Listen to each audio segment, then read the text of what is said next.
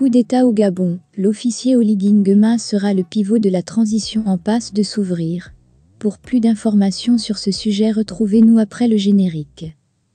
Mais avant de commencer, n'oubliez pas de vous abonner et d'activer la cloche de notification pour ne pas manquer nos prochaines vidéos. Bon visionnage.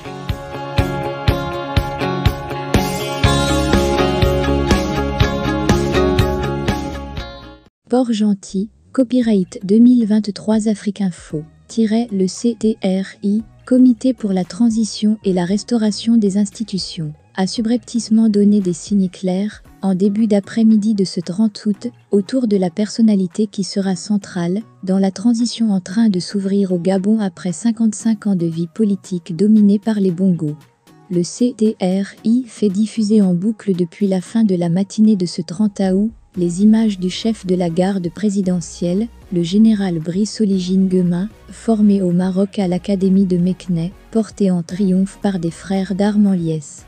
Oligui Nguema a été porté en triomphe sans détour devant la direction des services spéciaux de l'armée gabonaise.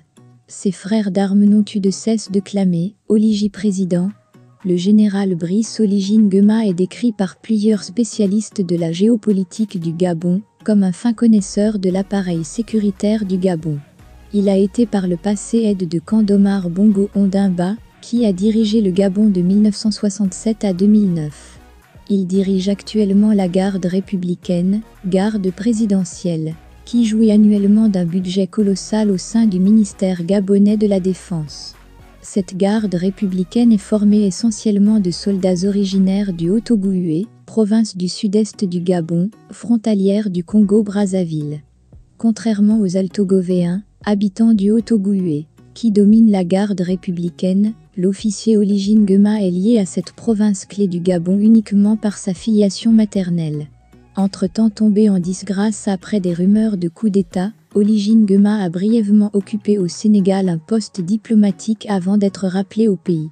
Nous, forces de défense et de sécurité, réunis au sein du Comité pour la transition et la restauration des institutions, au nom du peuple gabonais, et garant de la protection des institutions, avons décidé de défendre la paix en mettant fin au régime en place, ont justifié dans la matinée de ce 30 août, les forces de défense et de sécurité réunies au sein du CTRI.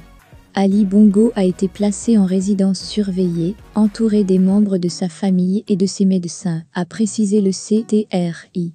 Dans la foulée, le CTRI a annoncé avoir mis aux arrêts l'élite dirigeante du cabinet présidentiel, soit au total 7 importantes personnalités du pouvoir déchu.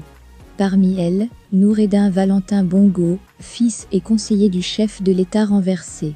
Haute trahison, détournement massif, malversation financière internationale, faux et usage de faux, corruption active, trafic de stupéfiants, falsification de la signature présidentielle sont les inconduites graves reprochées aux membres du cabinet présidentiel mis aux arrêts.